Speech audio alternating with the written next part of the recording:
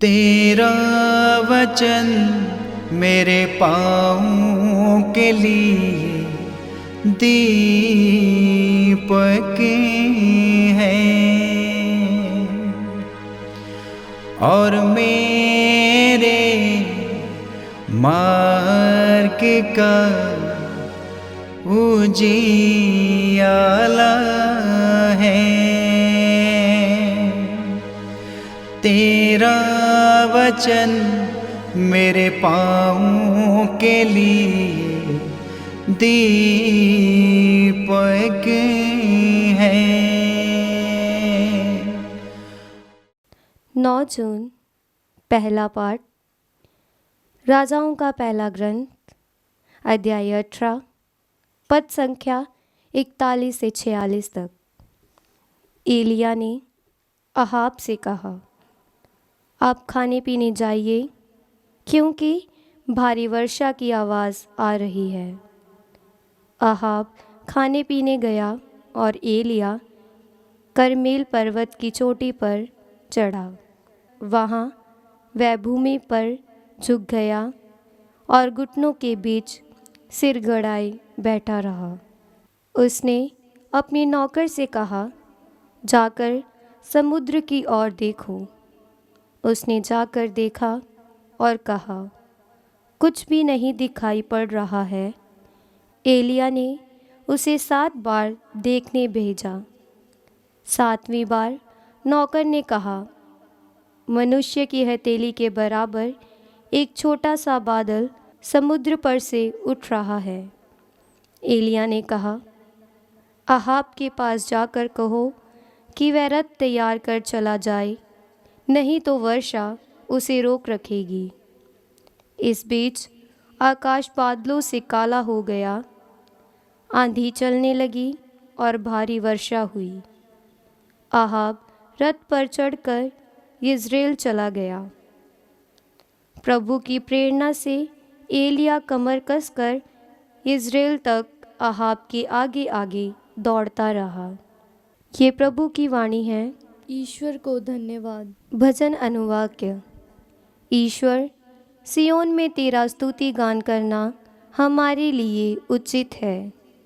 ईश्वर, सियोन में तेरा स्तुति गान करना हमारे लिए उचित है। तूने पृथ्वी की सुधि ली, उसे सींचा और उपज से भर दिया। ईश्वर की नदी उमड़ती है, तो भूमि को इस प्रकार तैयार करता है। अनुवाक्य। ईश्वर, सियोन में तेरा स्तुति गान करना हमारे लिए उचित है। तू मनुष्य के अन्न का प्रबंध करता है। तू जोती हुई भूमि सींचता है, उसे बराबर करता, पानी बरसाकर नरम बनाता और उसके अंकुरों को आशीष देता है। अनुवाक्य। ईश्वर, सियोन में तेरा स्तुति गान करना हमारे लिए उचित है। तू वर्ष भर वरदान देता रहता है। तेरे मार्गों के आसपास की भूमि अच्छी फसल से भरी हुई है। पड़ती भूमि के चारगाह हरे भरे हैं।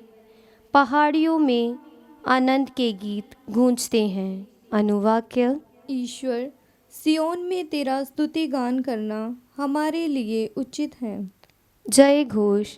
हालेलुया। अनुवाक्य। हालेलुया। प्रभु ने कहा, मैं तुम लोगों को एक नई आज्ञा देता हूँ। तुम एक दूसरे को प्यार करो जिस प्रकार मैंने तुम लोगों को प्यार किया। अनुवाक्य। हालेलुया। संत मत्ती द्वारा रचित सुसमाचार अध्याय 5 पद संख्या 20 से 26 तक। मैं तुम लोगों से कहता हूँ, यदि तुम्हारी धार्मिकता शास्त्रियों और फरीसियों की धार्मिकता से गहरी नहीं हुई, तो तुम स्वर्ग राज्य में प्रवेश नहीं करोगे। तुम लोगों ने सुना है कि पूर्वजों से कहा गया है, हत्या मत करो। यदि कोई हत्या करे तो वह कचहरी में दंड के योग्य ठहराया जाएगा। परंतु मैं तुमसे यह कहता हूँ, जो अपने भाई पर क्रोध करता है वह कचहरी में दंड के योग्य ठहराया जाएगा। यदि वह अपने भाई से कहे, रे मूर्ख, तो वह महासभा में दंड के योग्य ठहराया जाएगा। और यदि वह कहे, रे नास्तिक, तो वह नरक की आग के योग्य ठहराया जाएगा। तब तुम वेदी पर अपनी भेंट चढ़ा रहे हो और तुम्हें वहाँ याद आए कि मेरे भाई को मुझसे कोई शिकायत है, तो अपनी भेंट वहीं वेदी के सामने छोड़कर पहले अपने भाई से मेल करने जाओ और तब आकर अपनी भेंट चढ़ाओ।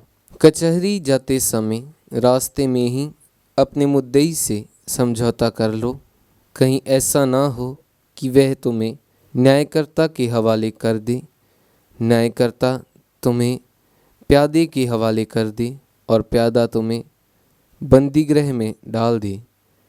मैं तुमसे यह कहता हूँ, जब तक कौड़ी कौड़ी न चुका दोगे तब तक वहाँ से नहीं निकल पाओगे।